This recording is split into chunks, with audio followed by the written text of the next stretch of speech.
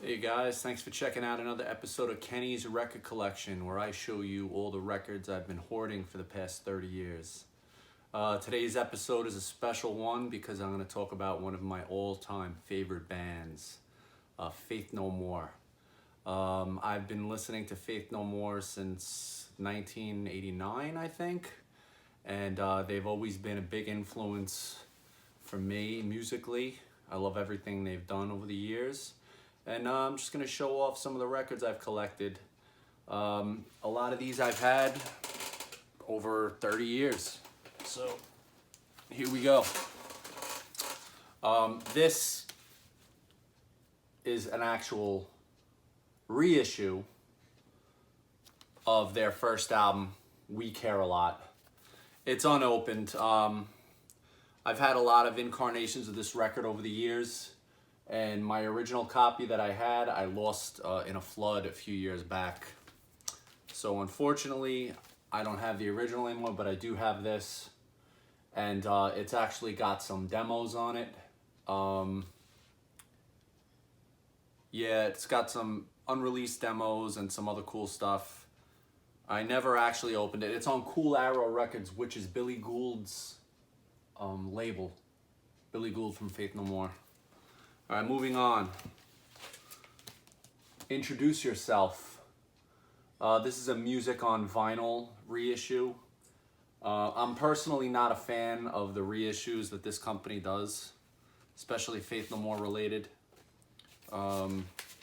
It's just a standard reissue. I mean, Introduce Yourself, pre-Mike Patton, of course. All right, now we're gonna get into the stuff I've had forever. This is an English pressing of The Real Thing. It's on London Records, I believe.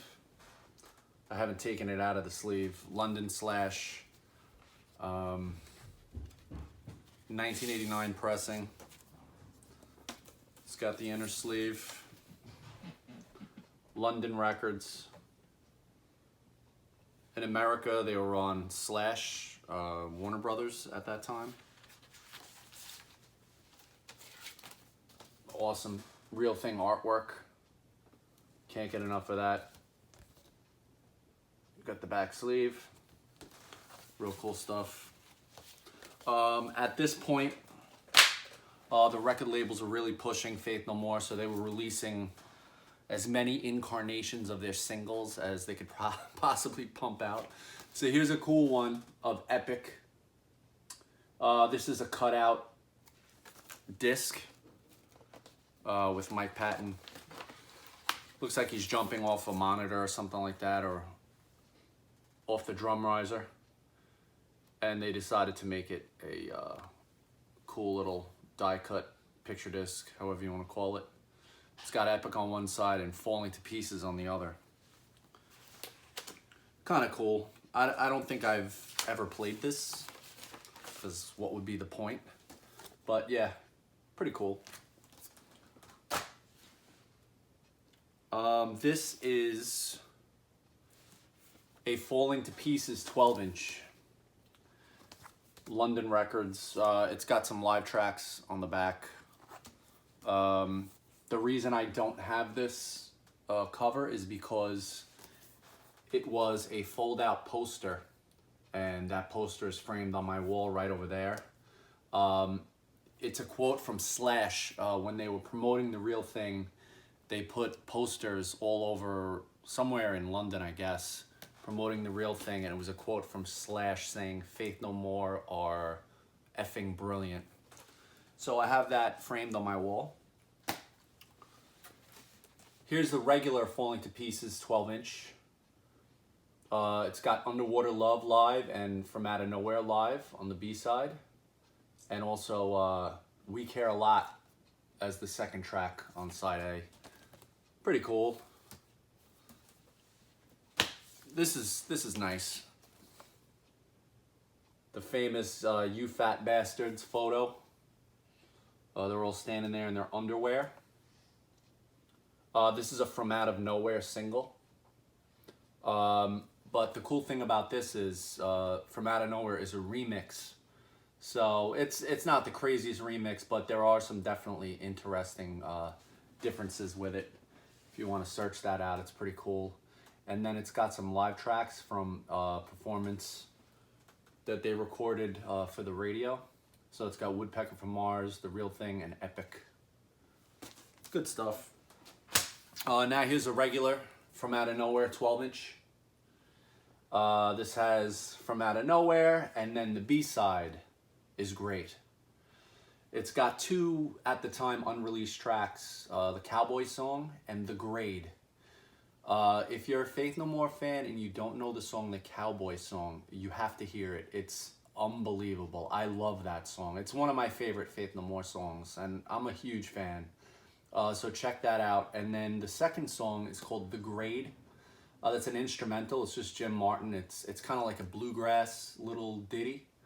No vocals or anything like that. It's just kind of cool. So check that out. This is a live bootleg recorded at the Roskilde Festival. That's in like Denmark or something like that. I could be wrong. I don't know. But yeah, it's the entire show. It's 2 discs. Kind of cool. And that artwork was, I believe, on the inside cover of We Care a Lot. And at some point, Mike Borden had that on his drums. Just a quick side note. I don't know if you know, but Mike Borden was basically best friends with Cliff Burton from Metallica, and the relationship they had with Metallica helped get them kind of a little bit more publicity. And before I knew who Faith No More were, James Hetfield used to wear a Faith No More shirt all the time, and that's how I learned about them. Here we go. This is another live bootleg, live at the Hammersmith Odeon. I believe this was recorded the night before they recorded You Fat Bastards, the video. If you guys have seen that, it's pretty sick. Yeah, it's got basically the same set list, but with a few additions that they must have edited out of the home video. But you can see like Jim Martin, he's wearing a Metallica shirt. He played in bands with Cliff Burton as well. Very cool. All right, getting to the better stuff now. Here's an original copy of Angel Dust. This came out in 1992. This was on London/Records. And it actually, I wouldn't consider it a double vinyl album. It's kind of strange. They have one regular disc, which is an LP disc. And then the other disc contains a remix of Midlife Crisis, maybe? I don't even remember, honestly, to tell you the truth. So yeah, you got a remix of Midlife Crisis, and then the B-side, Crack Hitler and Midnight Cowboy. So like they broke the album up. It's strange. I don't know. Very bizarre. But yeah, this is how they released the record. And at this time, not many people were buying vinyl, LPs, whatever you want to call them. So yeah, this is kind of sought after.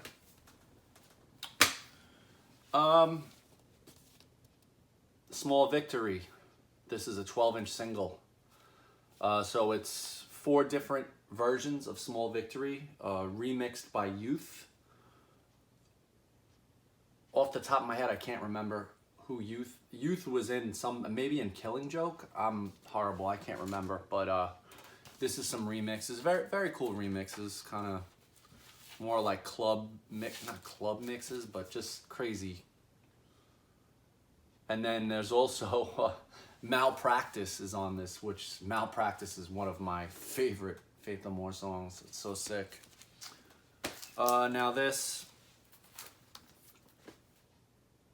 is another reissue. I don't even know why I bought this. This is Angel Dust, reissued by Music on Vinyl. It came out like, I don't know, 10 years ago? I have no idea. Not really the most well-made reissue. I'm not really a fan of reissues, but whatever. There's not much I could say. I think it's numbered. I don't even know, 180 gram, blah, blah, blah. Oh, and the difference with this is it actually includes Easy. The original vinyl version didn't have Easy on it because that was like kind of a B-side. Moving along. Here you go. This is another Small Victory picture disc. Just reuses the cover of Angel Dust. It's kind of cool. The B-side though, it's got Let's Lynch the Landlord, the Dead Kennedys cover, which I love. And this came out before the Songs to Make Love To record, which had Let's Lynch the Landlord on it, and Easy, and Midnight Cowboy, like, what else? There was another track on that, Songs to Make Love To, I can't remember what. There's the back. Cool picture of Faith No More, circa 92, probably on tour somewhere. This is numbered. I mean, at 9,408. I mean, how limited could it be? If in 1992 this was considered limited, how many people were buying these? All right, moving along. This is a banger. One of my favorite records of all time. It's beloved by most Faith No More fans, and this came out at a point where Faith No More weren't really the biggest deal anymore. You know, they came off of Angel Dust, and Angel Dust did really well, but, you know, they had just lost Jim Martin, and they were messing around trying to find another guitarist. On this recording is Trey Spruance, or Scummy, from Mr. Bungle. He played guitar, and it's just amazing. This is an original pressing from 1995. Double vinyl. I should probably put this in a little better thing, but yeah, this is great. The artwork, especially, I think that's Eric Drucker. This is his name. Back cover with the subway station. Very cool. I mean, if you don't know this record, please listen to it. This is a single from King for a Day called Digging the Grave, one of my favorite tracks. And this is really cool because it's got a song on it that was unreleased called Absolute Zero. Oh, the song is great. What else is on it?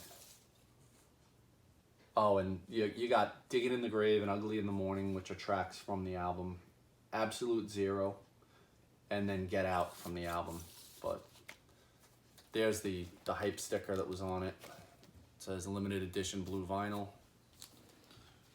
All right, we're coming down to the end. This is another Music on Vinyl reissue of Album of the Year. By 1997, I would say vinyl was pretty scarce.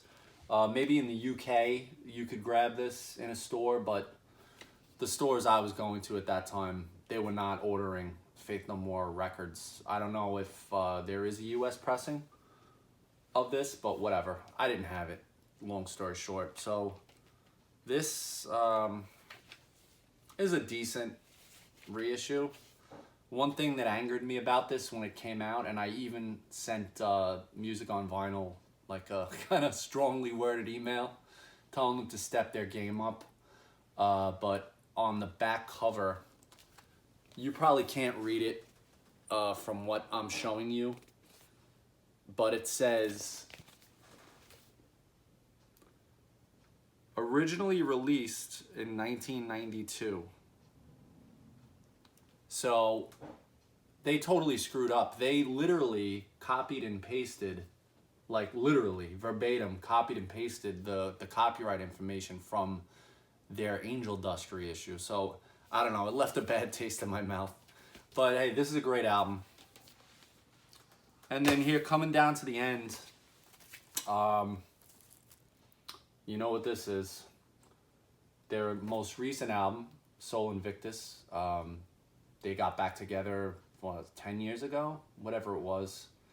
And, you know, I was so excited about it. I mean, it's a great record. Nothing wrong with the record, but the song, what is it? Motherfucker, or MF, or however you want to say it. I'm trying not to curse on this channel, even though I'm like a truck driver.